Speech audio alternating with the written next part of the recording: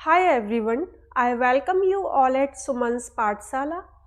आज के सेशन में हम कुछ रूल्स पढ़ने वाले हैं जो कि नाउन के टाइप से रिलेटेड हैं। इससे पहले वाले सेशन में हमने टाइप्स ऑफ नाउन को देखा था।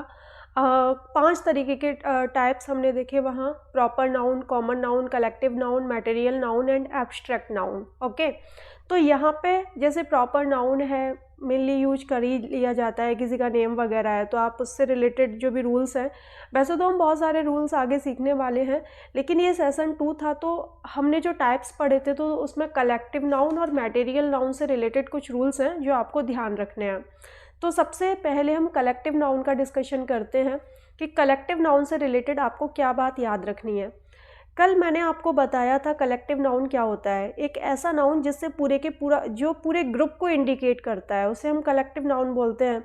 जैसे कि कोई टीम है, कल हमने सचिन तेंदुलकर जी वाला एग्जाम्पल लिया था और टीम के बारे में मैंने बताया था कि टीम हो गया, एक ग्रुप हो गया। आर्मी, ओके, आर्मी भी एक ग्रुप होता है। इसके अलावा कमेटी हुआ, ये सभी क्या हैं? ये सभी ग्रुप्स हैं। ठीक है, बहुत सारे ग्रुप्स ऐसे होते हैं, तो इन्हें हम कौन सी फॉर्म में रखते हैं? इन्हें हम कलेक्टिव नाउन की कैटेगरी में रखते हैं। ठीक है, अब देखिए जो कलेक्टिव नाउन होता है, कलेक्टिव नाउन को नॉर्मली सिंगुलर माना जाता है। क्या माना जाता है? सिंगुलर, कि वो एक ही है। तो उसके साथ जो वर्ब आती है वो भी जैसे कि सिंगुलर नाउन के साथ आप जिस भी टेंस में यूज कर रहे हो तो उसी के अकॉर्डिंग वर्ब आती है। लेकिन अगर कलेक्टिव नाउन में कोई मतभेद है, सभी के अपने अपने पॉइंट ऑफ व्यू हैं, जैसे कोई भी ग्रुप है, उस ग्रुप में सभी मेंबर्स के बीच में कुछ कॉन्फ्लिक्ट्स चल रहे हैं, कुछ मतभेद चल रहे हैं, सबके अपने अपने पॉइंट ऑफ डिस्कशन है, सबका अपना अपना प्लेसमेंट है, ओके, मतलब मतभेद हैं, तो उसी कलेक्टिव नाउन को प्लूरल मान लिया जाता है। कैसे? आपको थोड़ा सा डाउट हुआ होगा कि एक ही नाउन को हम सिंगुलर या प्लूरल कैसे मान सकते हैं। देखिए, यहाँ पे हमने एक एग्जाम्पल लिया है टीम का, तो इस एग्जाम्पल में मैंने क्या लिखा है? Indian team plays a very good cricket. तो आपको ये टेंस समझ में आ रहा होगा। ये क्या है? इंडियन टीम यहाँ पे सब्जेक्ट है ना, ये यहाँ पे सब्जेक्ट हो गया। तो सब्जेक्ट अगर सिंगुलर है तो वर्ब की फर्स्ट फॉर्म में एस या ईएस लग रही है। कौन सा टेंस हो गया? सिंपल प्रेजेंट टेंस, इसे हम प्रेजेंट इंडेफिनिट भी बोल सकते हैं। तो यहाँ जो एग्जाम्पल है, Indian team plays a very good cricket, तो यहाँ पे ये जो टीम है इसे सिंगुलर माना गया है। मैं भी यहाँ पे बोल रही हूँ कि नॉर्मली जो कलेक्टिव नाउन होता है उसका यूज सिंगुलर फॉर्मेट में होता है, उसे सिंगुलर माना जाता है। तो यहाँ पे ये जो इंडियन टीम के बारे में लिखा हुआ है तो ये क्या हो गया? ये सिंगुलर के फॉर्मेट में यूज हो गया। लेकिन दूसरी तरफ आप जो दूसरा एग्जाम्पल देख रहे हो उसमें क्या लिखा हुआ है? The team are divided on the issue of captainship.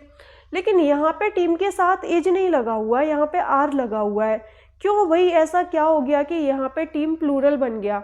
यहाँ पे टीम प्लूरल इसलिए बन गया है क्योंकि यहाँ पे मतभेद का इंडिकेशन हो रहा है। ठीक है, यहाँ पे सबके अपने अपने पॉइंट ऑफ व्यू हैं। तो देखो, आप इसको पढ़िए जरा।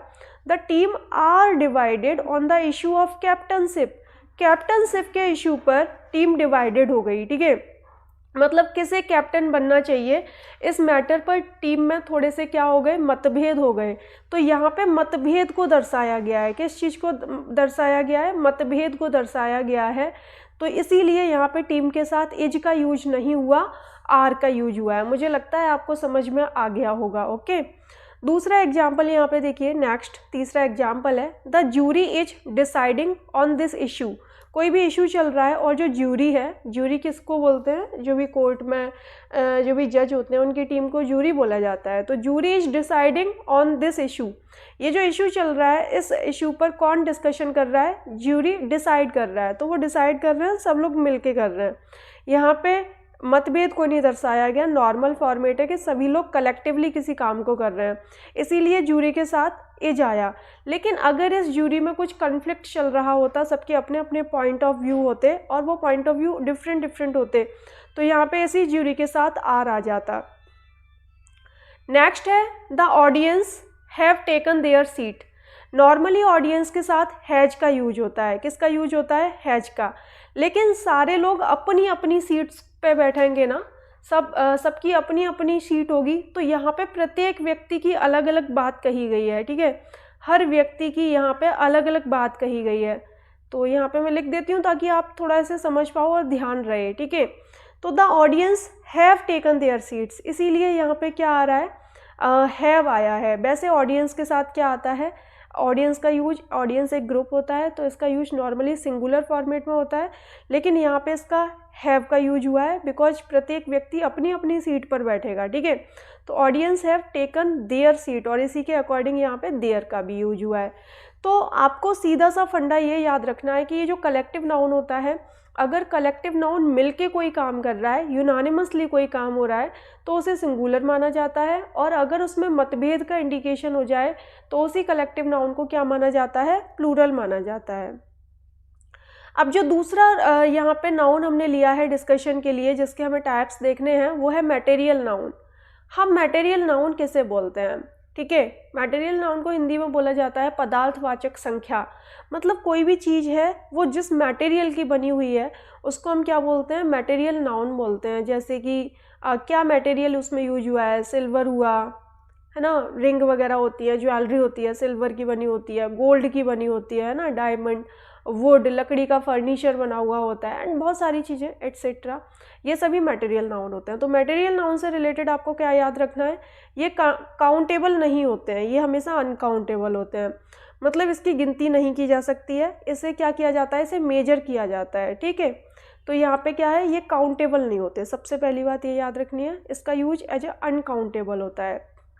अनकाउंटेबल के साथ हमेशा कैसी वर्ब का यूज किया जाता है, सिंगुलर वर्ब का यूज होता है। अगर नाउन अनकाउंटेबल है, काउंटेबल नहीं है, तो क्या हो गया, ये अनकाउंटेबल हो गया। और अगर कोई नाउन अनकाउंटेबल होता है तो उसे हमेशा सिंगुलर माना जाता है, ठीक है, कि वो सिंगुलर है, तो उसी के अकॉर्डिंग वहाँ पे वर्ब का यूज किया जाता है। तो इसीलिए यहाँ पे कौन सी वर्ब हो गई, क्योंकि ये सिंगुलर है तो वर्ब भी सिंगुलर होगी।